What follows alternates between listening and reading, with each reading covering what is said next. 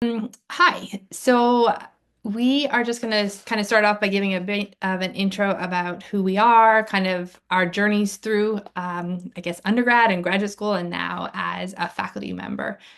So I'm Dr. Shannon Zaitsoff, and I'm a clinical psychologist who works primarily with kids and adolescents. And both my research and my intervention work are with kids with eating and weight disorders. So I actually did my undergraduate degree at SFU in psychology. I ended up doing my honors thesis with Dr. Gary Poole, who's no longer here. He went to UBC, and I believe now he's actually retired. But anyway, when I started SFU, I barely knew what psychology was. I thought I was going to be a medical doctor. I took my first psych class with Dr. Poole, and I was kind of hooked immediately and kind of went on in the program, learned more and more about what clinical psychology was, decided that that was what I was going to try and go to for graduate school. Did my honors thesis with Dr. Poole. Then I went on to graduate school at the University of Windsor. So I did my master's and my PhD there.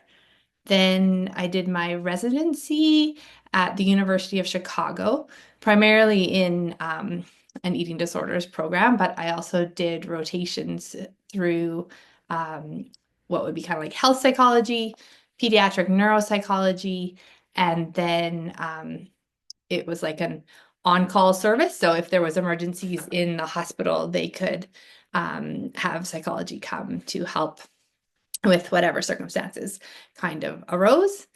And then after my residency, I did a postdoc at Yale, again, looking at treatment for binge eating disorder in that case.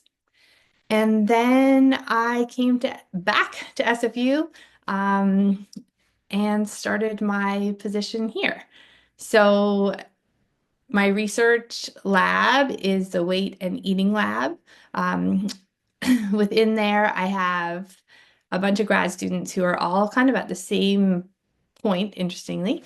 So they're all working on developing their dissertations right now, and we have a couple of cool projects coming down the pipeline where most of them are actually working on developing these single session interventions that will specifically target one either risk factor or one specific symptom of eating disorders. Um, what else would I want to say? I have a small private practice, so I'm able to do a little bit of clinical work in addition to teaching and research. And again, in my clinical work, I'm working with kids, adolescents, young adults, and their families who are impacted by eating and weight disorders.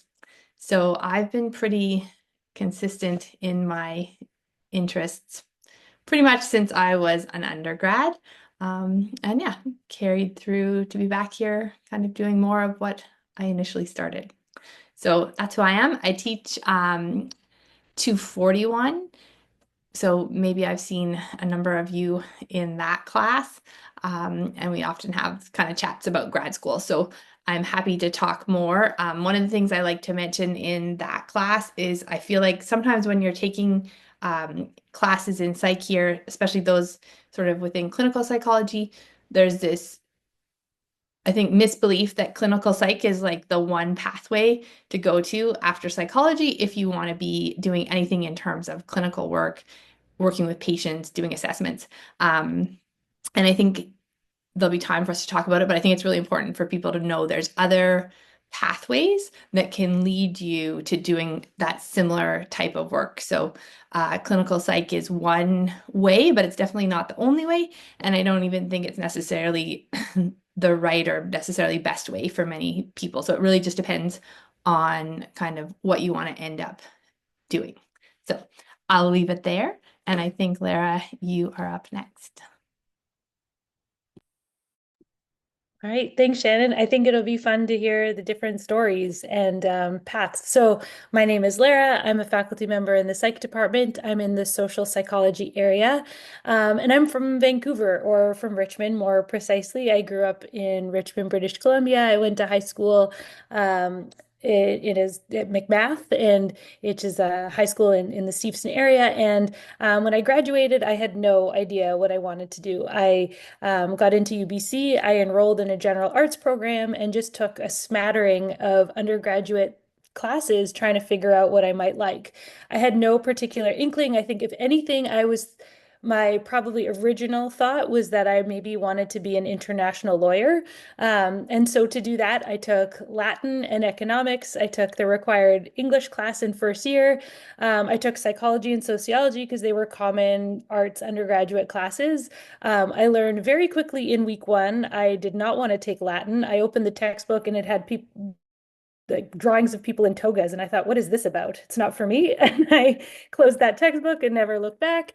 I took English, and anyway, psychology became the first class that I absolutely loved. I remember carpooling with friends from Richmond who lived near me, and we were going to UBC together. And every day they were in different areas and different disciplines, and every day to me, sitting through my psychology class was like adult story time. I would just sit there captivated and excited. And the carpool ride home, my friends and carpool buddies would get classes that they didn't ask for. I would repeat to them everything I just learned because I couldn't stop talking about it. And I thought it was so fascinating. So after my first year in Psych 100, I decided that I wanted to take another psych class. And at UBC, you could enroll in social psych in your second year. And so I did that along with a stats class. And I realized that, hey, I continue to like this stuff so far. You know, before I was kind of going through my undergrad through a process of elimination, trying to figure out what my major would be. But in second year, I started to realize, like, hey, maybe this is my favorite class area. I'll continue taking it. And I started to realize that I think what is maybe two central themes reflecting back on my undergrad experience and pathway to grad school was that it was a serendipitous course of events that led me to important moments and wonderful people. So in my second year, I took my introduction to social psychology class, absolutely loved it. It felt like I had narrowed my focus from psychology to a specific type of psychology I was excited about. But I wasn't committed to that yet. And the first lab, I thought, this is such a cool topic. I want to get involved in research. And the first lab that I could be a part of was actually a developmental psychology lab with Jeff Hall. He was a fantastic person. And I thought, hey, I like kids. Maybe developmental psych will be what I like to do. And while I continued to really love research, I realized that developmental psych research was not for me. It was very slow. It was very hard. It would take weeks to get kids into the lab. And these kids were super tiny. And sometimes they'd get there and they'd cry, they'd throw up, they just weren't in the mood. And I had a very high need for closure. And I was like, this isn't going to work for me. So I tried another lab, but that was all right. Dr. Hall was very supportive of that. And I ended up trying a couple different labs. I realized I wanted to go into social psychology through that experience. And I also realized that I wanted to apply for honors to see not just being, a more peripheral part of research, but actually getting more deeply involved in the process. And as I did, I volunteered in Dr. Stephen Heine's research lab and Eric Ike's lab. Both of them were fantastic mentors who were extremely supportive and really invested and were fabulous. And I ended up getting into the honors program, which we can talk more about later.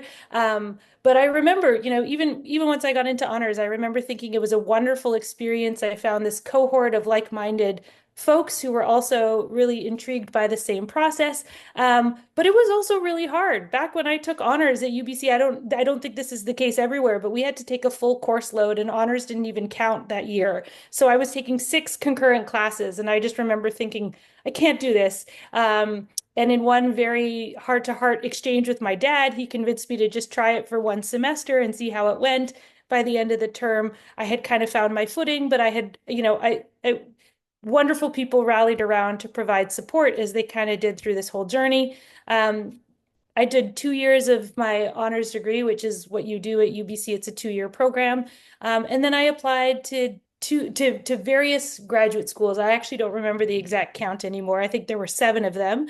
And my goal was ultimately to do something that was in the positive emotion space and to help people. And so I actually applied to both clinical and experimental programs, and I got into one of each. I got into the experimental program at UBC, and I got into the clinical program at the University of Waterloo. And I remember I kept thinking that, like, kind of echoing what Shannon said earlier, clinical's probably the way to go. I know after that I'll have a clear job. I know after that I'll be able to help people very directly. But every time I went to go hit the accept button, I would get this feeling in the pit of my stomach like I was about to vomit. And I was thinking, maybe I need to take some more time. Maybe I need to think this through. And I had a really wonderful conversation with my honors instructor at the time. She wasn't my supervisor, but she was leading the cohort, Dr. Sheila Woody, and she gave me some of the best advice ever, which was to think about what are the topics I like discussing with friends over, a drink on a Friday night. And to me, that was social psychology. And she kind of led me to realize like that's where my passion might be.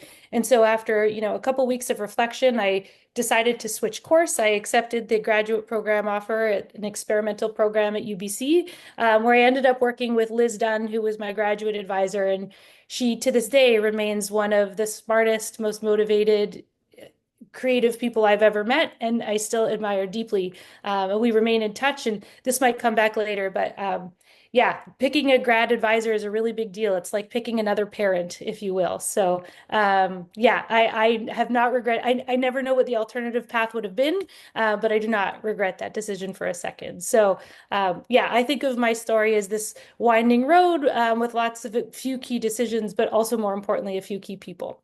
So maybe I'll leave it there and I'll pass it over to Troy.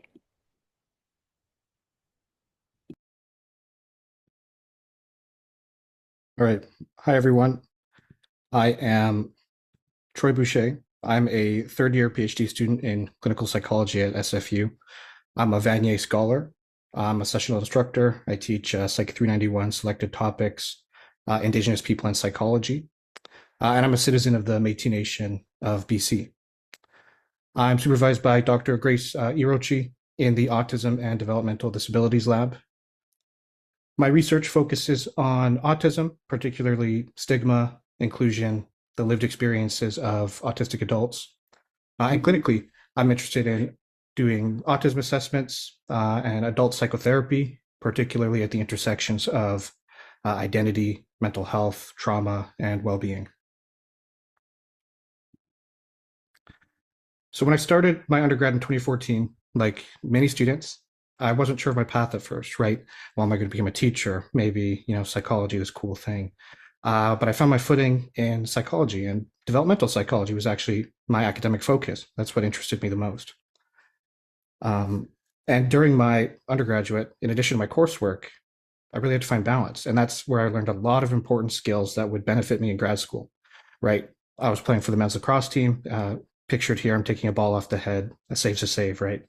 I was doing all my own classes. I was doing some volunteer work and working as well, right? And then in my third year, I got a work study position. So if you're not aware, students in financial need can apply for a work study position through SFU Financial Aid and Awards. As luck would have it, the Autism Lab was hiring. And so I was, working in this work study position, right? So I got paid to be a research assistant for a semester. Then I stayed on for a volunteer. And then I progressed into another paid position, which was the lab manager.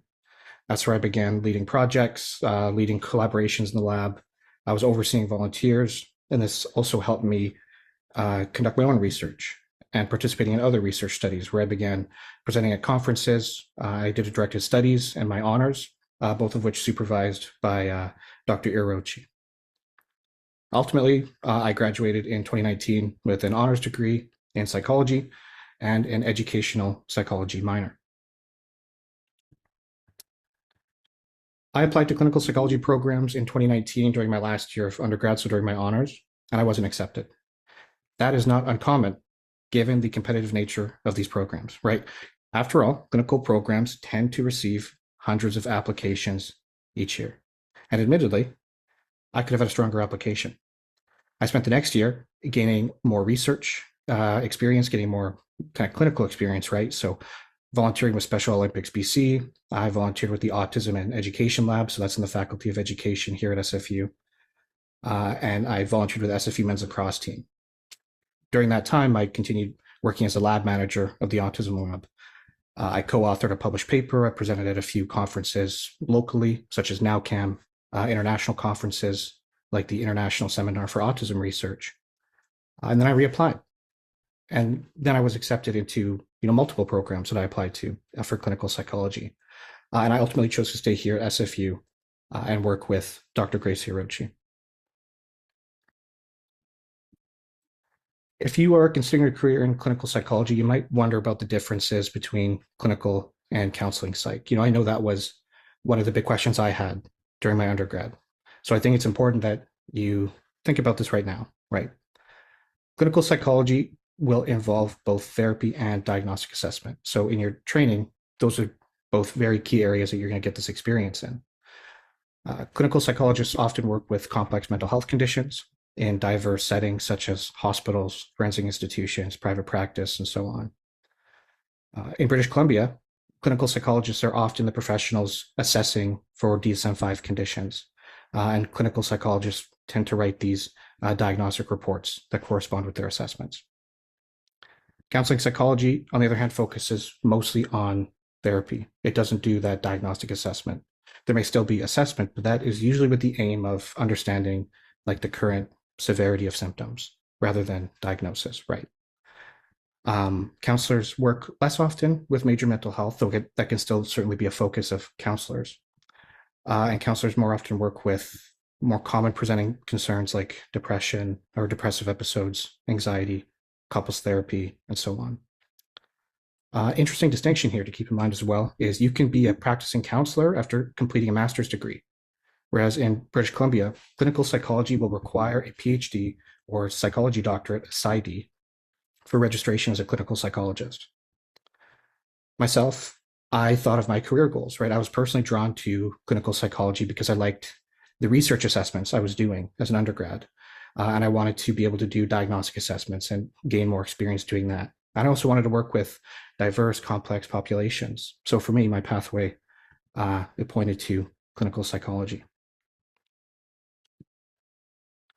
On my last slide here, I just want to have some general reflections on my experience, particularly applying to clinical psych and my reflections of seeing other students apply in my time. I'm going to say, expect to apply more than once, right? Maybe more than twice. Most students that I've seen within the past decade have often, applied twice. This means it might take a few years for you to get in, and then you're also looking at 7 more years of grad school, right? That's not a timeline that works for everybody, right? And that's okay. Just think about that now. I'm going to say an honors degree is very highly recommended. I find it very useful because you are going to have to do a master's thesis and a doctoral dissertation in clinical psych, very research intensive activities, right? Supervisors are going to want you to have that experience, and you're going to want that experience too. I'm also going to say you're going to need more than just a high GPA, right? Research experience, relevant applied experience, absolutely crucial. Find out what organizations and positions are out there related to your clinical interests, like when I was doing work with Special Olympics BC. And something was brought up here already is fit matters a lot. Consider your potential fit with the supervisor that you're applying to, the program that you're interested in applying to. Because remember, you're looking at spending about 7 years in that program if you're doing a PhD. Related to that, think about your career goals now, because this is going to help you kind of orient yourself to clinical psych, counseling psych, maybe something else like social work. I also want you to think about where you're willing to live, right? I came from Edmonton, where I did, high school, SFU for my undergrad. Vancouver's a beautiful city. I love the SFU Burnaby campus, but holy smokes, is it an expensive city? So think, where am I willing to live? And can I financially support myself there for 7 years of grad school? Okay. That's all I have for now. I'm going to go ahead and pass this on to Stephanie. Awesome. Thanks so much, Troy. Hi, everyone. My name is Stephanie, and I'm in my first year of the Experimental Psychology PhD program in Cognitive and Neurosciences stream under supervision of Dr. Brianne Kent in the Translational Neuroscience Lab. Now, I started my academic journey at Douglas College, where I completed 1 year of courses with the intention of transferring to SFU for the Behavioral Neuroscience program. After about a year and a half of completing all of my lower division science courses, I realized that physiology was not really my passion, and my GPA took a bit of a dip as a result. It was during this time in my third year that I ended up finding a lot of joy in research. After a difficult conversation with my academic advisor, I realized that it would be best for me to switch into the psychology program to raise my GPA and make me competitive or even eligible for some graduate programs. I took classes I really enjoyed and eventually raised my GPA enough to meet the requirements for the honors program, and I did my honors thesis with Dr. Ralph Misselberger. After my undergrad, I decided to take a year break from taking classes, but I continued to pursue research, which led me to apply for a master's degree. And it was actually my best friend who I met in the psychology program at SFU who convinced me to pursue public health since we had similar research interests, and that's what she was doing for her master's. This led me to UBC, where I completed my master's degree in 2 years. And after 1 year of completing courses and working on my master's research, I actually ran into Dr. Kent at a networking event. And she told me about a project that she was recruiting a PhD student for, and it kind of sounded like the perfect fit for me. At that time, I was thinking, maybe I don't want to do a PhD, maybe it's not for me. But the program just seemed like it would be the perfect fit, so I applied, and that got me started in the experimental psychology doctoral program here with Dr. Kent, which I started in September of last year. Now onto my research experience. So over the course of my now 3 degrees, I've been involved in many labs. You definitely don't need to be involved in this many labs to get into graduate school, but I tried lots to find out what I enjoyed. I've allocated the larger circles here to labs and supervisors that had more significance in my own personal research journey. An important thing to note here, which was already touched on a little bit by some other folks, is that my path was extremely windy. It doesn't show here, but a lot of these circles overlapped. I took many twists and turns throughout my research journey, and I looked at a variety of topics, doing research with humans, with rodents, and some secondary analyses with previously collected data. Everyone's research journey will look different, and every road to get into grad school and throughout grad school will look different. Over the course of my undergrad degree, I completed 3 undergraduate student research awards, or USRAs. 2 of my semesters were in the sleep and circadian neuroscience laboratory, and 1 was in the translational neuroscience laboratory. Applying for these grants allowed me to be paid for research and have more responsibility, build more connections with my supervisors, and hone my research and data analysis skills further. So if you have the opportunity to, I definitely recommend applying for a USRA. Since I've started my PhD at SFU, I've only TA'd Psych 100, but I'm hoping to TA more in the future. An important note is that you can apply to be a TA in your undergrad degree if you do well in the course, with the caveat that graduate students are prioritized. Don't let that discourage you from applying though, because TAships show mastery in a subject and demonstrate your teaching skills, which can help you with your graduate school application. So why did I want to do graduate school in the first place, and why psychology? Well, I actually learned in a psychology class in high school that we only use about 30% of our brain, so I was very curious about what the other 70% was doing. It was during my year at Douglas that I took the equivalent to Psych 280 or biological psychology here, and I loved it. I always joke that I was primed to like research because my professor at Douglas stated 3 different times throughout the semester that if we transfer to SFU, we should take sleep and circadian rhythms with Dr. Misselberger because of how essential the material would be for any kind of research project. In my second semester at SFU, I nervously sent Dr. Misselberger an email talking about how much my professor at Douglas raved about him and his work. I scheduled a meeting with him, and after a 20-minute conversation about circadian rhythms, I awkwardly shook his hand and in his office and left the room. It was after that moment I knew I wanted to do sleep and circadian research, and Dr. Misselberger's course was by far my favorite course that I took through my undergrad. Through his course and pursuing research with him, I was also introduced to Dr. Kent, who was on my honors committee and who I now have the pleasure of working with for my doctoral program. All of this to say is that sometimes things are connected in a way that's bigger than you, and that sending that email and putting yourself out there may lead to other opportunities. Do make sure you read that professor's work before you talk to them, but you never know what might happen. Okay, some tips and advice. Some of these overlap actually quite nicely with Troy's, but try out different research in different labs to find out what you like. You often don't know unless you go out and try it.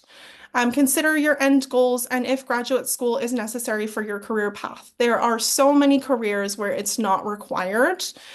So if your end career is something that you need graduate school for, it'll be a necessary part of the journey. If not, it might not be your path. On a similar note, talk to people in the graduate program you are interested in applying for to hear about their experiences. You can get the inside scoop on classes, funding, campus life, or just their general experience in the program. Troy talked about well-roundedness, but I have here that GPA does matter. I was kind of on the other side doing a lot of different research and volunteer positions, but GPA does matter for many graduate school admissions committees, so be sure to check their requirements so you don't automatically get screened out. I have here also recommending to do an honors degree. It was helpful in my own journey in preparing for graduate school, and every honors degree recipient who I've talked to has said the same thing. I highly recommend it to provide experience leading your own research project. It can be super helpful for getting into grad school. Finally, I'm a sleep and circadian researcher, so I feel obligated to tell you to get lots of sleep. Sleep is so important for your long-term health and well-being, and so many of us in academia are so often very sleep deprived. So make sure you get lots of sleep if you can. Finally, I've listed out here my email and LinkedIn in case folks want to have a deeper chat or discussion as well. I've listed my lab Instagram where I post some science communication content, our lab website, and the Institute of Neuroscience and Neurotechnology for the neuroscience folks here. And I'll pass it back to our psych undergraduate advisor team. Yes, thank you so much, Steph. Out of curiosity, you mentioned that you had a difficult discussion with an advisor. That wasn't me, right? Just curious. I can't remember. It was with Alan, actually. Oh, and well, we'll edit out of this portion. But anyways, thank you everyone for all of your informative presentations. Just really great to hear from each of you in terms of your experiences and tips for our students. So before I dive into the Q&A, I just want to really quickly introduce our advising team. So there I am in the middle. That's me like 10 years ago. I haven't changed. Cerise is here with us as well. And Nicole, she is sick today, but she is part of our wonderful advising team. So after the event, if any of you have questions about post-grad planning or just about grad school, you can meet with us and just chat about your plans. Happy to chat further, and you can also send us an email for any questions as well. Okay, so on to the Q&A. We have about an hour, so I think we have a lot of time to go through any of your questions. So for the Slido, if you folks want to just scan the QR code, it's also in the Zoom chat. So instead of asking questions through the Zoom chat, if you folks can head over to the Slido, just click the link and just start populating your questions. You can also upvote other questions as well. So I'll just take a moment to take a look here, and then I'll just kind of read out the questions, and then our panel will be able to answer those as well. So let me just stop sharing, and then I am going to head over to the Slido. So just give me a moment while I transition over. Okay, so yeah, you got a first question here. So if any of you want to just upvote any of the questions, I'll just start out with the top upvoted question, and then we can ask the panel here. So for the first question, how do you know grad school is for you, and what factors do you consider? So maybe I'll start out with asking perhaps Shannon if you want to chime in, and then we can go around and ask the other folks. How do you know if grad school is for you? Well, I think first and foremost, are you liking doing your undergrad? If you're kind of already feeling like you're done and you're wanting to be out and working and doing all these other interesting, exciting things, then it might be time to kind of just stop and think, so am I ready? As Troy said, I'll speak mostly about clinical programs because that was my personal experience. It's long, and for me, it never felt long. Like I will say to my undergrads that work in my lab, if you'll hear some people saying, I can't wait to get through grad school so I can start my life. And to me, that just feels quite sad. So I never felt that way in graduate school. Like I always felt like obviously it was challenging and hard work and all these things, but I never felt like I was just doing it to get to another point. So I think you genuinely kind of need to enjoy Yes. being in school, being in classes, and Mhm. all that kind Mhm. of entails. Mhm. And then I think it's about also thinking about what kind of graduate school Yeah. am I interested in. So I think Troy's slide was super helpful where he was talking, about the one distinction between clinical and counseling. So I would add maybe to those differences is the emphasis on how much research that you would do in each of those programs. So clinical, there's a heavy focus on research. There's also research in counseling, but my impression is that it might be a little bit less of an emphasis than it is in clinical. So, Mhm. Is research something that interests you? That would be another decision. And then I think it's about thinking about where you want grad school to take you, and then figuring out, kind of working backwards, what different programs are Yeah. available to me. Yeah.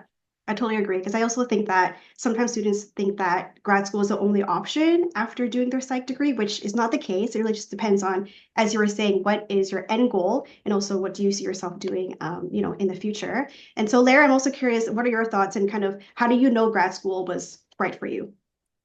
My strong recommendation, what I often encourage students to try to do is to get involved in labs and Yes. get involved in research early. Mhm. I often tell students who are in my class, when I get this question quite frequently in office hours, I tell them that the stuff that we learn about in textbooks is the highlights reel of what Uh, research looks like. yeah. These are the studies that worked. These are the studies that made it big time. But as I think everybody on this call can attest, Mhm. research can involve that, but it can also include a lot of frustration. It can involve a lot of wonderful moments, but a lot of frustration, a lot of slow paperwork. Yeah, it can involve time where you're scheduling, planning, and things don't work out. I've had failed collaborations where we put in 2 years to work with a community partner and 3 weeks before a study was supposed to launch. It didn't work out as planned, and so the whole thing turned sideways, and we had to redirect our efforts somewhere else. And so Mhm. this isn't to scare you off, but it's to say that, like, research can involve beautiful parts and frustrating parts, and being able to get involved in it can help you kind of see that warts and all. I also think sometimes we have ideas like I had about developmental psychology that didn't pan out to my experience. And so trying different, you might not find love at first sight in your first lab, and I think that's Mhm. okay. Yeah. In fact, I usually encourage students, if they can, if their time allows, if their timing and time allows, Mhm.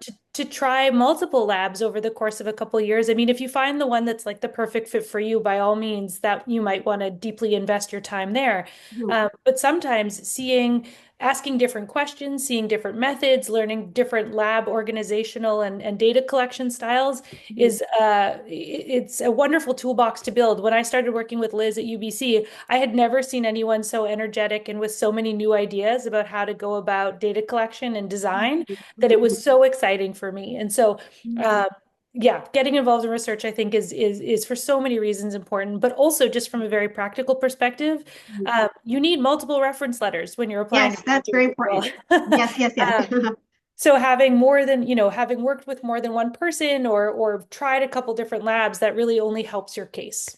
Yes, yes. And as you were saying, we have 6 areas in psychology aside from social, right? Aside from Hmm. developmental, there's clinical, there's long forensic, there's cognitive, like Stephanie is in. So definitely try different labs, try different things, and see what, works best for Hmm. you. Maybe Troy, if you want to chime in there as well, just for any tips you have for students. Sure. My perspective is absolutely think about what you want to do, right? Mhm. Because grad school, I think, should be a pursuit because you love doing that, right? You love doing what you're going to be doing in grad school. I think the quickest way to misery is pushing through into something because you feel like you should be doing something rather than doing it because it aligns with your interests, your values, your goals. I also want to say that grad school is something you can come back to, right? You don't Yeah. need to start it right after your undergrad.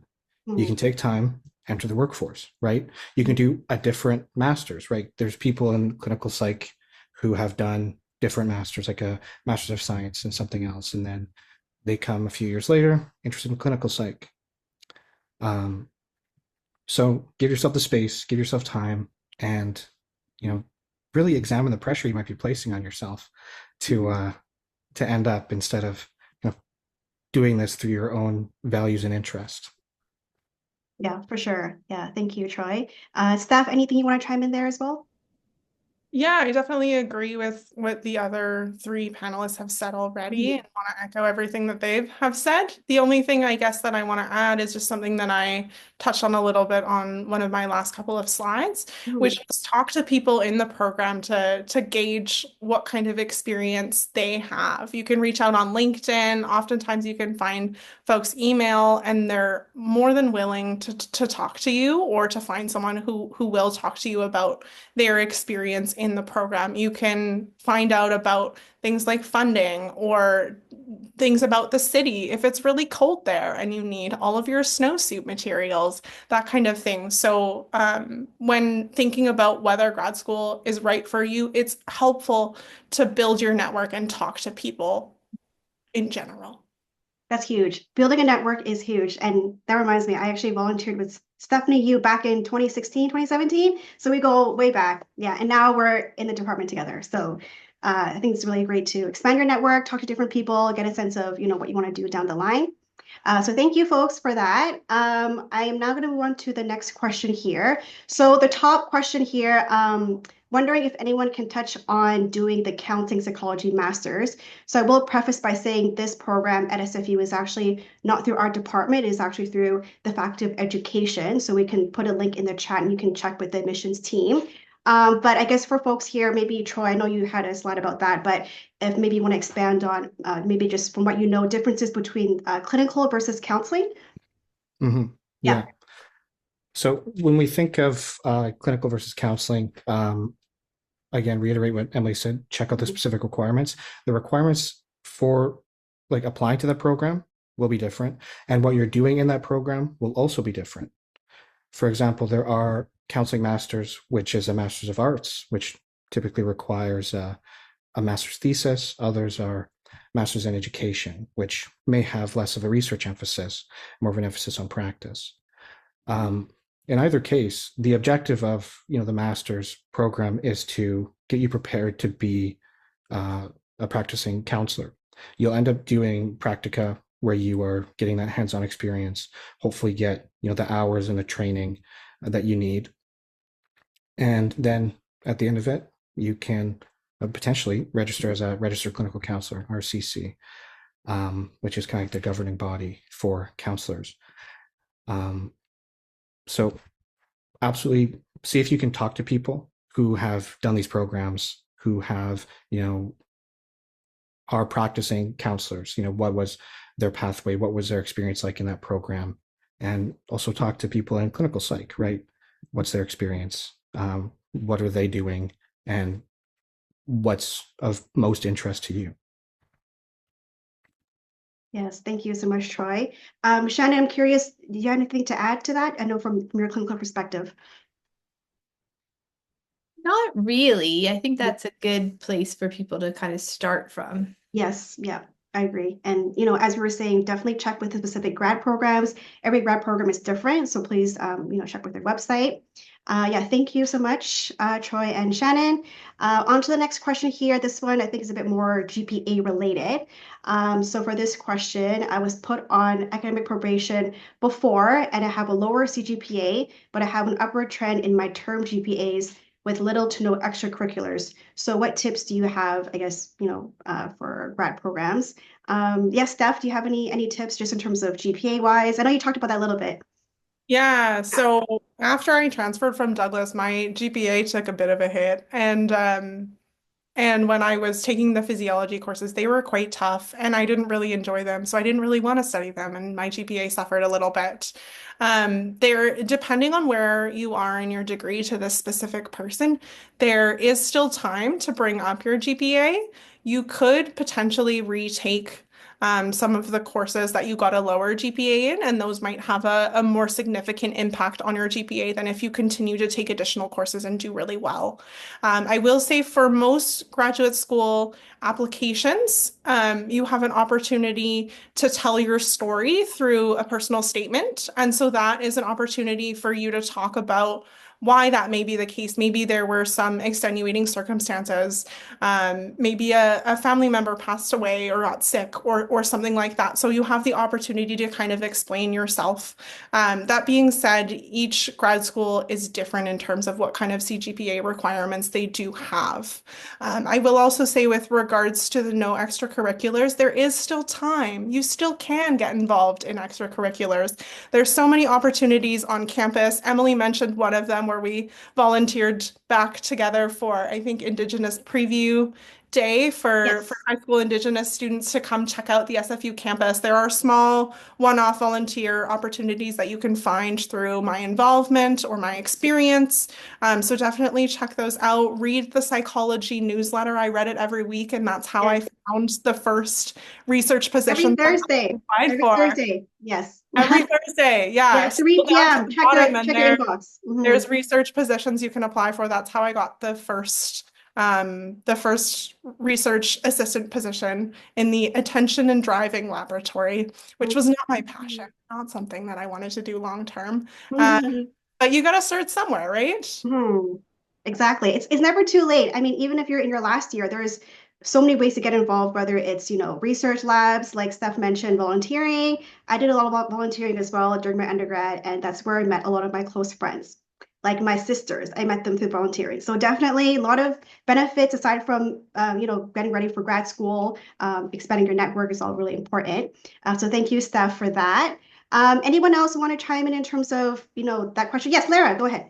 Can I add? So I think a few folks already mentioned this, and I just want to underscore and reiterate that taking a year off, if you can afford it and do that, is a wonderful time to continue to build your experience. And also, I mean, I'd be curious to hear Shannon's perspective on this, but it might be my idiosyncratic experience. But, I understand that sometimes people, may have not found their passion or for whatever reason may have struggled early on in their schooling. And so, an upward trajectory in the most recent years is always a promising sign. For me, I tend to focus primarily on the classes that are relevant for a student in my lab. And so for me, I would be looking very closely at someone, how they performed in social psychology, how they performed in upper level classes on statistics and things related to social cognition, happiness and well-being, and things related to that. I guess what I'm suggesting is kind of invest your efforts, and if you're going to retake any classes, maybe in the areas that are most relevant to where you would like to go. And that to the extent that it might kind of build these relationships and you get involved in labs. One thing that I find, and this kind of also reiterates a point that other panelists have mentioned, is I don't think honors is a wonderful program because it kind of scaffolds these wonderful opportunities that provide you with perhaps the closest replica you have of like a mini master's. So if I see someone who, may have struggled in their early years, but then got an A+ in their honors degree, that's compelling evidence to me that, someone has really kind of maybe found their passion and has kind of invested their time and their efforts in trying to see if grad school and research is what they want to do, and kind of shown, has tried it out and really excelled. No, that might not overcome like a really low GPA, but if you're trying to find kind of alternative pathways with a lowered CGPA, that might be something I would consider. Thank you so much, Lara. Anyone else want to chime in with that question? Yeah, thank you, folks, for that. Yes, as Lara was saying, it's, GPA is important, but, if you do have questions about which courses to repeat, we are here, advisors are here, so you can make an appointment with us and we can chat about which courses would help in terms of your overall CGPA. Yes. Okay, on to the next question. Can you talk about the PsyD and how these would compare to a PhD? What opportunities are there, I guess, and how does the grad experience look like? So I'm not sure if any of you want to chime in with the PsyD. Has anyone done a PsyD here? Nope. I might be able to speak go on ahead. that. Yeah, sure. Might be able to speak on that briefly. Sure. difference, I don't have firsthand experience. I think the main thing when I was applying to different programs, PSYD, there's very few that are in like Western Canada where I wanted to be, and a lot of them are more expensive programs, often at not always like the public universities. So you do likely end up paying more tuition. Practically speaking, I think PhD very much prepares you to be a very well trained in research as well, along with all of your other clinical competencies. PsyD tends to have a reduced emphasis on that aspect of research. So I'm going to say, please do the legwork yourself. I'm always going to advocate for like informational interviews with people, right? Talk to them, see who out there has that experience. I personally don't. I don't even know if I know someone right now who has a PsyD that I've worked with. I know they exist, right? Yeah, they're out there. They're out So there. find them and talk to them. Yes, yes. And LinkedIn is another really great resource. If folks want to learn more about folks who did a PsyD, check out LinkedIn, send a message, send maybe a question, oh, can we go for coffee and learn more about your experience with the PsyD? That's another option as well. Yeah, so thank you, Troy. Okay, so that question is answered. The next question, perhaps a bit more career related. So what are some options other than grad school? So if you were wondering about career options, there's a lot of different career options in psychology. And so that's kind of what makes psychology, I think, like as other BAs, you can do a lot. So it's all about figuring out what you want to focus on, what are you good at, what resonates with you, and trying different things. So as an example, I've met with students who went on to do HR with their psych degree, marketing. I know some folks who did law school, some folks who, like me, went to work for the university and now they are an advisor. And then I also know some folks who did co-op experience with the government. And so now they work for the CBSA. So the opportunities are endless. If you want to speak with us, we can talk to you more about post-grad planning, or you can talk to, career services. There's a lot of different options that you can pursue aside from grad school. And so again, it's all about, okay, do I need grad school to do what I want to do down the line? Whether it's counseling, whether, clinical psychology, what is kind of your end goal? And so for the folks here, if you want to chime in any other options, I think it just really depends on what you want to do, really. So yeah, Steph, what do you think? Yeah, I was actually just going to chime in. Thanks for Yes. Yay, I could read your mind. So I didn't mention this in my slides, but I volunteered with the Psychology Student Union, and they Oh, actually yes, PSU. they just Yeah. had their career night. So you unfortunately just missed that one, but be on the lookout for other career nights as well that might be of interest to you, even if it's not a psychology related one. Look on LinkedIn, as Emily had mentioned. You can filter by SFU grads, and SFU grads are more likely to talk to SFU undergrads. So that might be a way to reach out to some folks and explore some opportunities. You can look on Indeed and see what kinds of things are required. Oftentimes, jobs require a bachelor's degree, but it might not matter what kind of bachelor's degree. So there are endless opportunities. Go to career night for the PSU next year. It's unfortunate that it just passed, but lots of different opportunities and avenues, as Emily had already mentioned. Yes, and that actually reminds me, we do have a page for alumni profiles who did a degree in psychology. And so there's folks who now work for even corporate companies, and then folks who went to law, or they are now working in counseling. So I put the link there in the response. You guys can check it out when you have a chance. Yeah, so thank you, Steph, for that. I'm just going to mark that as answered. Okay, so next question, more funding related. So is the funding/scholarships for experimental and clinical grad school usually enough to live off of? Otherwise, do you need student loans the entire time? So this is kind of more, I guess, finances related. If you folks want to chime in, maybe Troy, if you want to take a stab at it. Mm-hmm. Yeah. For my undergrad, I used student loans, right? I come from a pretty poor background, right? So I needed student loans if I wanted to get to post-secondary. So it's very important for me to find a program where I had some guaranteed funding. That guaranteed funding came in the way of TA-ships. And it's also important that you also get some of the more like Government of Canada funding. So the Canadian Graduate Student Scholarship for the Masters, right? In recent years, that has been bumped up to, I'm actually not sure what the level is now, but it's been adjusted to like the cost of living. Same with the doctoral student funding. That's also been bumped up. I personally have gotten the Vanier Canada Student Scholarship, which pays me, $50,000 a year, right? And I also teach, and that is awesome for me, right? I don't have student loans for grad school. Um, Other students will maybe not have that same level of funding, though they can also supplement that with TA ships and RA ships. So working as an RA for supervisors or elsewhere. Another thing to keep in mind is in clinical programs, students are limited to only like a certain number of hours they can work each week outside of their program, so not dedicated to their program. For example, if you work at a brewery, there's actually, you can't work part-time too much, because the worry there from the Canadian Psychological Association is you're taking time away from, your training, things like that. So definitely something to consider. What is the funding that's guaranteed from that program, and what are the types of student scholarships that are expected of the students to apply for and try to obtain in their master's and their PhD. Yes, thank you, Troy. There's also the Financial Aid and Awards Office, so folks can check that out. They have scholarships for both undergrads and grad students, so you can check that out and just read about eligibility. Anyone else want to chime in? I think that was a really great answer from Troy, so thank you so much for that. I'll just check that off here. So this next question, maybe I will ask Lara. I know you talked about this a little bit, but I think one of the big questions people always have is getting involved in research labs. Let's say they don't have a high GPA, or just in general, if they want to get involved in your lab, what do you think is some things for them to consider?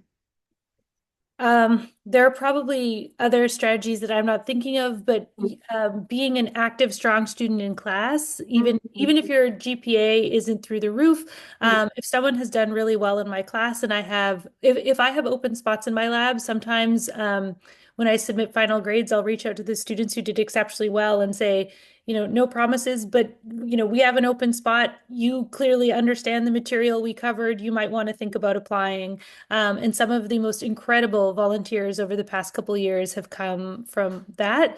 But even if you don't earn a high, like an A+ in a class, I think kind of consistently engaging with the class material, being in touch, attending office hours, coming with like smart, thoughtful questions, engaging with the material can be a really impressive way to show that you have a keen interest and some strong, you're highly conscientious and you're invested in the material. That would probably be my suggested path. And I think there are ways to, I think this echoes a comment, I cannot remember, I'm sorry, who raised this during their presentation, but maybe being aware of what the lab is doing. So checking out lab websites in advance, kind of saying, I see you're working on this, or you've done work on this. How's that going? Maybe reading one recent paper and kind of bringing questions along those lines, kind of showing that you're willing to kind of not just come and expect someone to, sit there and tell you everything, but maybe to have shown some initiative and some interest on your own in advance is really impressive. Yes. And on that note, Lara, I was going to say, I love your website, by the way. It's really, really easy to read and just really visually just captivating. But kind of to your point, on your website, it actually lists all the publications. So let's say if students want to get involved with Lara's lab, take a look at her website, and even Shannon's lab, take a look at their publications, check out their events, and read more about even Lara's CV, read about the lab members, get a sense of, okay, for this lab, do I want to get involved? Is it overlapping interests? And then when you go to the office hours, I feel like that's a better way to connect with the professor because you've done your research, right? As you were saying, Lara, versus let's say you go to office hours and you're not even sure what the lab is all about. So there is a little bit of research to do ahead of time. And the other thing is obviously back to the opportunity bulletin we send out every Thursday, 3 p.m. We have promoted RA positions for Lara's lab too. So it will always come up. So just keep checking those emails every Thursday just for any upcoming RA ships. Anyone else who wants to chime in just in terms of, yeah, Shannon, go ahead. So two things. One, for my lab, when I have students email me with interest, I'll sometimes say, we don't have anything right now, but feel free to check back at a later semester. And I genuinely mean that. And so a lot of the time it's just timing, right? So I've had a student join my lab probably after emailing me for 3 semesters in a row, and each of those was not right now, but you like just check in next semester, and they kept continually doing it. And then just so happens, one of those times the email came right at this kind of moment. And so I know that doesn't feel very good for those of us who like a lot of kind of control and planning, but I think what stuck out for me when each of us were telling our stories, it was like these sort of just serendipitous moments kind of happened. And honestly, I think that's how a lot of students have ended up volunteering in my lab. So just something kind of clicks at that moment. And so, I mean it when I say check back. So I'm not trying to just brush people off. So I think, that might be one tip, to just kind of be persistent. I just had a student who, emailed, they happened to mention that they'd done qualitative research. We're starting a study with qualitative piece. I was like, oh, this would be great to have, a person that's already done some work. So it really kind of does just sometimes come down to timing and fit and those kinds of things. And then my first job as an RA, it was when SFU had more TAs, and I actually asked my TA who was, and I didn't really know much about what was going on or how to do any of this at the time. So I just simply asked her if she needed help. She was a grad student, like in deep to her dissertation, and was just like, yes, please come, And so I helped her. She mentioned me to a supervisor who happened to be working at St. Paul's Hospital. And that's then how I got my first kind of research experience and exposure to eating disorders. And then it just kind of like went from there. So I think it was you, Emily, that's talking about networking and just kind of being, respectfully persistent, I think is probably. Don't give up. Yeah. As you were saying, sometimes it is about timing too, right? Because sometimes labs don't take students during the summer because let's say they are on vacation. So definitely check back. And it looks like Troy too, if you want to chime in as well to add to what Shannon was saying. Yeah. There may be opportunities in labs that are not necessarily specific research. For example, the Autism and Developmental Disabilities Lab, we often have summer camps and spring break camps where we will need sometimes 20 to 50 volunteers. That's not strictly a research role. It is a role where you will be working, supervising with autistic and non-autistic kids through different research tasks. That is a good way for people to get like their foot in the door in our lab, for example. So when I was a lab manager, pretty much all of our volunteers had come through previously volunteering as like group leaders for our summer camps. So even though they didn't actually do that research and not all of them had, high GPA, I mean, they were known by myself and Dr. Irarochi, and getting that experience, even though it wasn't strictly research related, made it a lot easier for me to, hire them and bring them into that research side of things. Yes, thank you, Troy. And yes, Steph, go ahead. Yeah, just a couple of things to add. So every, I think it's October, Emily, is the Psych Research Lab Fair. Psych Lab Fair, yep. Definitely attend that and talk to folks. It's super helpful. For us on the other side of the table, I've been on the back side of my lab's table to actually get to know you and your research interest, to see if it even aligns with what our labs are doing. Sometimes it might be that you're interested in something else and it might not be a good fit. And it doesn't necessarily mean anything about your abilities to pursue research. It just might not be the right fit. The other thing I will say, I did 2 or 3 directed studies through my degree as well. And I got those through just cold emailing professors. I read their papers and then I wrote them, even though I hadn't volunteered with them, and said, hey, I'm interested in doing a directed studies in your lab. Would you be willing to accept me for the next semester or the next 2 semesters, whatever it may be? And that was a helpful way to get my foot in the door in some research labs as well, or doing a research engagement as well, especially if you're nearing the end of your degree and you need a couple more extra credits. That is another way that you can gain some research experience without it directly kind of being advertised. Yes. research engagement or direct studies are great ways to not only get course credit, but also obviously get involved in a research lab. And a lot of times, people who do honors have prior experience in research engagement or direct studies. So yes, thank you, Steph, for mentioning that. Okay, so we have about half an hour. We have about 39 questions. So we'll do our best to try to get through as much as we can. So I'm just going to check this question off. The next question here about honors. So, should your honors be directly connected to what you want to study in grad school? So, Lara, what are your thoughts about that in terms of, I guess, honors and grad school?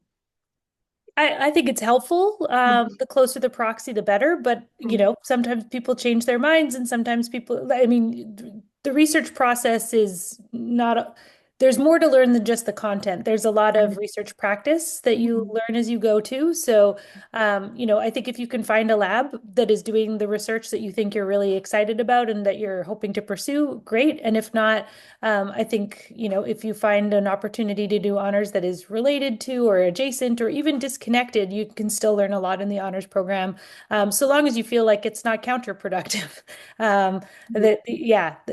Those are my initial thoughts. Mhm. And also, research is an iterative process. You might change your mind halfway through, right? Yes. You realize, oh, actually, like you were saying, I might change my mind and do, social instead of developmental. So it's an ongoing process. Mhm. Things change all the time. Mhm. Yes, thank you, Lara. Anyone else want to chime in? And otherwise, I'll move on to the next question here. So that's done. Um, okay, so maybe the next question I will kind of ask more about volunteering. So, do grad schools value volunteering roles, or do they mostly prefer research labs? Troy, maybe if you want to chime in there. I know you did a lot of volunteer work, so Mhm. I guess your thoughts about your Yeah, other volunteer experience, how it relates to your grad program. it's going to be important to be a well-rounded student. GPA is important. Research lab experience is probably going to be important. Um, Also want to have experience beyond that, right? So volunteering in your community with potential populations of interest. Um, for example, I did some fundraising with various organizations, right? And that was important for me to also list, right? I was also an assistant coach for the men's lacrosse team, right? So what did I take from those opportunities that helped me become a fully rounded, person, future clinician? And how can I, really sell myself authentically as that having value to, my application and my future as a clinical psychologist? So don't feel like you have to get only that research lab experience and need that diverse research lab experience. It's very important to have various opportunities for leadership, teamwork, things like that. And that can happen in non-research roles. Yes, the key is being well-rounded. Not, I mean, of course, as you were saying, research is important, GPA is important, but also holistically, how strong is your application, right? Yeah, so thank you, Troy, for that. Anyone else want to chime in? If not, I can move on to the next question. Okay, so let's see where we're at here. Um, I've applied to many volunteer RA positions and I haven't gotten any opportunities yet. Any recommendations for having a better chance of getting in? Back to, I guess, RA positions. I'll just say I echo Shannon's. I mean, one of the things I love most about UBC is, SFU, sorry. I did a long time at UBC before, Yeah. but I love both. But yes, one of the things I love most about SFU is how many amazing undergraduates want to get involved in research. And I wish there were more opportunity. Like, I wish my lab had more space. We currently have about 30 volunteers. We're kind of brimming at capacity, and it's a delicate balance because we want to invite as many people as we can into the process, but also not have them sitting there waiting for things to do. So we don't want people to be overworked, but we also don't want people to feel like they're not a part of the process. And so it's a delicate balance. And I think that sometimes leaves students kind of looking for opportunities, knocking on lots of doors and not hearing an answer. And I think that's unfortunate. So I agree. I think what Shannon said before is sometimes it's just serendipitous timing that like you happen to reach out at the time that someone is looking. I think keeping an eye on the Thursday email at 3 o'clock will hopefully be really helpful too. But I also think sometimes, if you certainly if you have a relationship with a TA who's a graduate student in a lab or a professor who's a PI in a lab, you can kind of ask, like, do you have a sense of when you might be needing new volunteers. In my lab, we tend to see a lot of turnover in the summer. Once someone's a member in the lab, unless there's a huge surprise, people are there, we don't kick them out. And so usually people are graduating in the summer season, moving on to new opportunities. And so usually, in summer is where we're looking for new folks to kind of staff and prepare for projects that launch in the fall. So usually that's the most fruitful time for applications. But I think kind of asking people for some guidance perhaps on when, it might just be a please come back and search again later. It might be a matter of contacting or reaching out to all the profs you have some relationship with, or TAs you have relationships with, and kind of just keeping an eye on when, and politely and persistently checking back in. But I certainly sympathize that this is not an easy process, because I don't think we have some kind of organized structure for doing this. Right. Yes, yes, yes. I think a lot of times students just have to be persistent, check back with the prof, with the lab, just to see if there are openings, coming up. So Lara, you briefly mentioned, I think in your presentation, that you did your degree at UBC, right? There's actually a question here, which I feel like it might be suitable for you. So someone asked, in what ways does SFU Psychology's program provide a better undergraduate experience than UBC? And what areas does it fall behind? I mean, of course, you did your undergrad at UBC and now you're a faculty member at SFU. But I feel like in terms of differences, do you think there are big differences, or do you feel like it just depends on your supervisor and just what courses you take? Well, one important caveat, my experience at UBC is now probably about 10 to 15 years old, so it might be outdated. Yes. But yes, yes, yes. two key differences that kind of ring especially salient to me is that at SFU, the honors program is one year. At UBC, it's 2 years. So 2 years. Wow. it's interesting in that you get not a second chance, but like you get to try it twice. And there's a benefit that comes from you make some mistakes the first time, and the second time, you also get a chance to kind of be the younger year in a cohort and then be the older year in a cohort, which has got some nice kind of advice giving and receiving arrangements there. But it requires an earlier commitment and an earlier degree of certainty. And not everybody has that very early on. So I think there's pros and cons there. The other major difference between SFU and UBC is that at UBC, you're admitted into the program, or at least you were, to my recollection, admitted into the program based on your GPA and your transcript, and then the advisor, the cohort coordinator, ensured that you had a mentor match. At SFU, it's the reverse. Like you often kind of search to make sure you have an honors supervisor. Yes, ahead of time. Yes, and then the program. So I think the UBC way, you could imagine being matched with someone who isn't a particularly great fit for you. You've never worked with them before. It could go great. It might not. At SFU, that's unlikely to happen because you kind of have that working relationship advanced. So you kind of guaranteed to have a supervisor. You're not going to fall through the cracks, but you're kind of at the whim of who is able and at capacity to take a student on. So I don't know if one is better or worse, but there are some kind of interesting differences that SFU has to offer in comparison to UBC. Right. So as you were mentioning, so I guess at UBC they pair you up then, right? You kind of apply and then they kind of match you, kind of thing? Yeah, you might have some kind of like initial arrangement, but I think ultimately it's up to the department's discretion okay. I don't have the clearest memory on that. But for sure. And folks can probably check UBC's website as well for more information. Please. Yes, because be very old now. Yeah, because SFU's honors program, it is 1 year, so it's from fall to spring, and then of course we have the application requirements, and the biggest thing, as Lara mentioned, is finding a supervisor ahead of time, making sure they're on board to supervise you for the entire duration of the honors program. So that's also on our website as well. Yeah, so thank you, Lara, for sharing that. Okay, so for the next question, this is, I think, more related to counseling, but there is a question here. I'm a prospective therapist wondering if a PhD is necessary, or is a master's a better fit?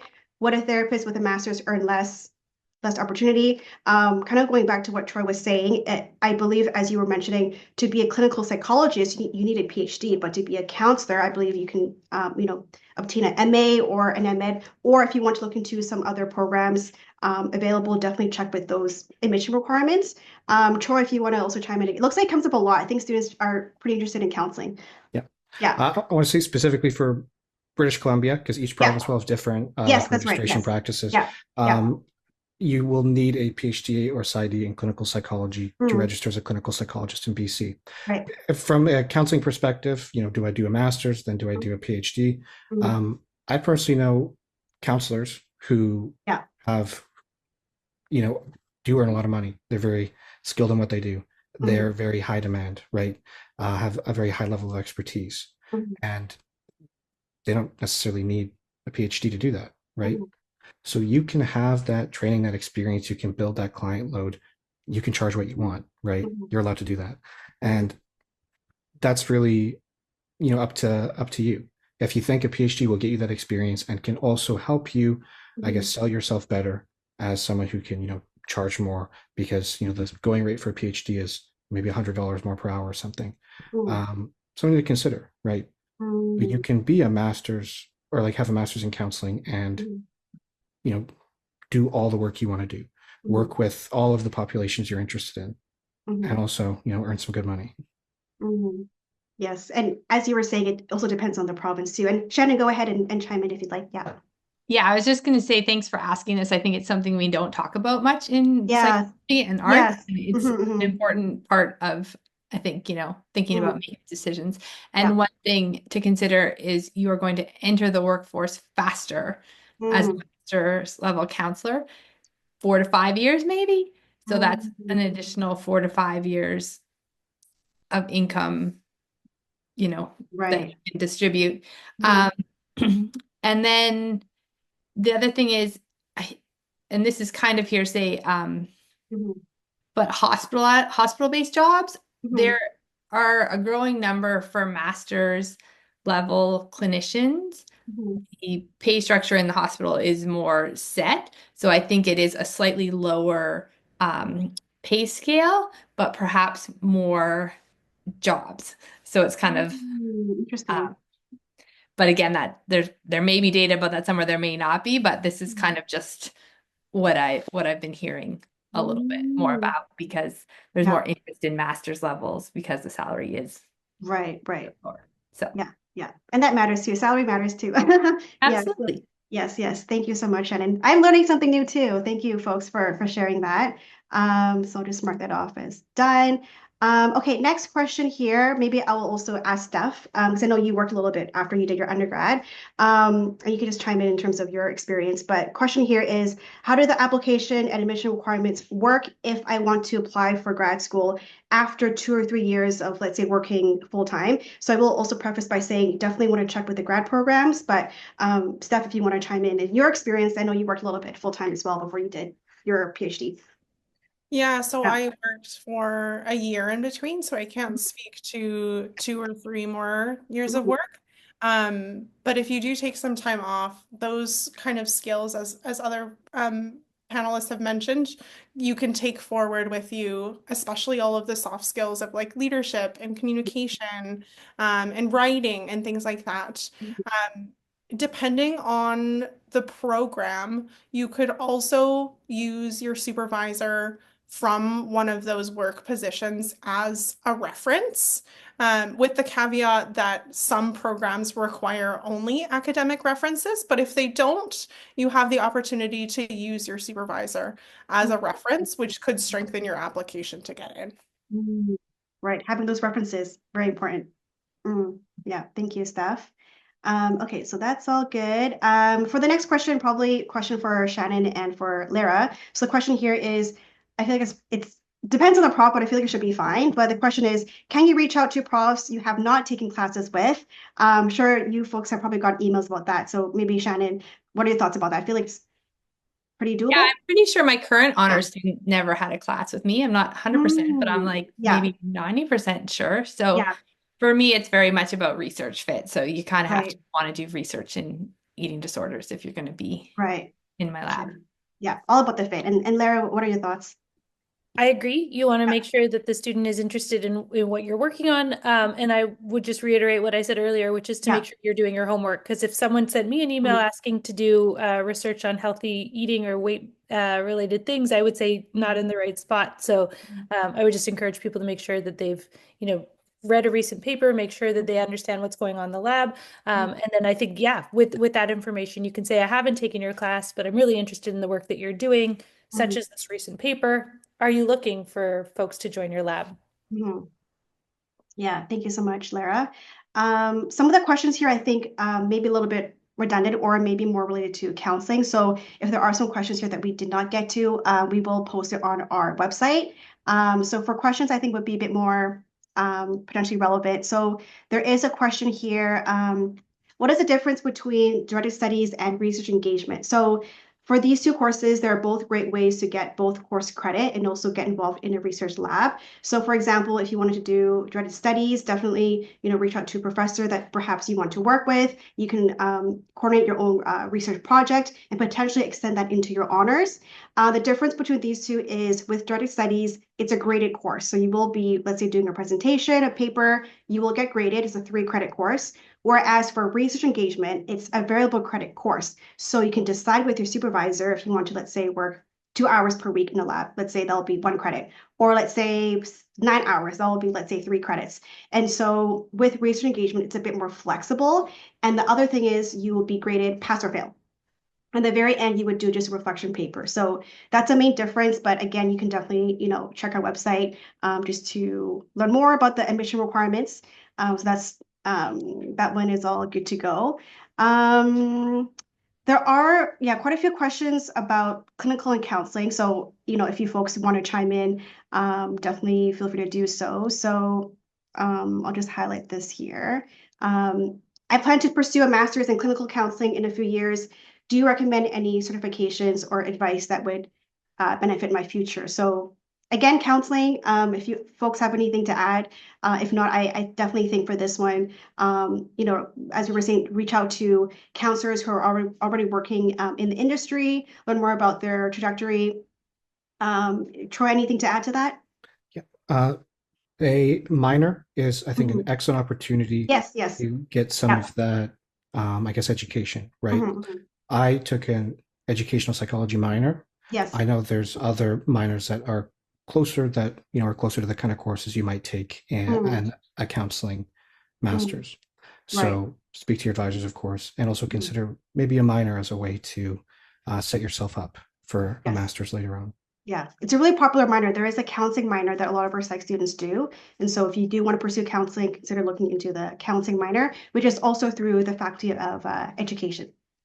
Yeah, so thank you, Troy. Okay, so we talked already a little bit about, GPA, so I figured I'll highlight this question here. Is there a benefit in making connections with faculty members before grad applications? I mean, definitely yes. What does networking look like to prepare for applications? So I know you folks had touched on that. So anything else to add, whether it's like perhaps attending some of your events or research fair? Lara, anything to add to that? In terms of I thought Stephanie had a really great example of where she met Dr. Kent at a oh, yes. At a conference. Yes. Usually after I see grad school applications, I'll look to see if the student is planning to present a poster or a talk at one of our big upcoming international conferences that I usually go to every year. And if so, sometimes I'll reach out to them and say, would you like to meet informally for coffee there? And it's a chance to meet them, or often students will reach out to me and say, I'd like to chat with you about some of your recent work. And so kind of taking that opportunity to put a face to a name. Also, sometimes when people are applying for graduate school, I often find it helpful. People will often reach out in advance and just say, I see from the website you're planning to take graduate students. I just want to introduce myself. There's an art to writing that email. You don't want it to be 17 paragraphs long, and you don't want it to be referencing outdated information. Like usually short and sweet, who you are, what you're excited about, and some research from that person that's caught your eye is really great. But those are the applications that I often look forward to viewing more closely. And so there is some kind of benefit to to sending kind of a short and sweet introduction, or Mhm. meeting in person if you can. But Yeah. I wouldn't just show up at their office unannounced. Right. Those kind of surprise ambush things kind of catch me off Right. guard at least. Right. And you probably get those a lot. Just be like, No, hi. not often. Oh, Not oh often, yeah. yeah, yeah. But yeah, as you were saying, I definitely agree in terms of definitely do your research. As you were saying, read about the faculty members' research on their website. Go to their events, go to their attend their class, for example. Yeah. So thank you, Lara, for sharing that. Steph, do you want to chime in too? And we mentioned you met with Brianne Kent at a conference. Yeah. Yeah, I Mhm. feel like I don't have too much to add. Mhm. Yeah. Um, Go to events that you see. I know the Behavioral Neuroscience Student Society, when I Mhm. was a member at large with them, Mhm. they run a career night every year where Yes. Oh, they yes, they do. have Yeah. profs go Yeah. and you can sit at a table with them and have a smaller group discussion. Mm. So going to events like that is super helpful for you to Mm. actually go and like shake someone's hand and introduce yourself. And Mm. I think leaves more of an impact than professors get hundreds of emails, if not more, a They day. do. So, Yes, they so do. emails can get lost. So Yeah. having that kind of in-person connection, I think, is super helpful. Yeah. The face-to-face for sure is important. May I Yes. quickly add, Emily? I'll Yeah. just say that every Yeah. once in a while I've met someone at like a PSU event Oh, or yes, a yes. conference. Coffee with profs. Yeah. Yeah, and those are really great. Or like if Yeah. someone's taken a class and they Yeah. email me a reminder. I mean, I'm Yeah. not saying people should do this disingenuously. Mm. But if you had a great conversation or you enjoyed a meeting, just as a Yeah. brief follow-up, like, hey, we Yeah. met at the PSU event. I really appreciate you pointing me in this Right. Yes, direction. yes, Or we yes. met at a conference. Thanks for making Yes. 5 minutes or Yeah. whatever. Or I took your class 2 years ago and I still remember this Mm. thing. Like those things Yeah. often Yeah. I don't get a lot of those. So like those are memorable. Oh, really? I'm surprised.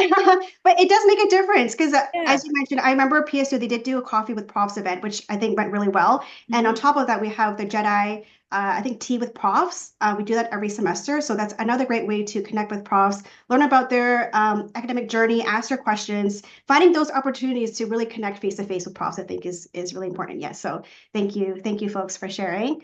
Okay. So next question I want to highlight actually for Troy.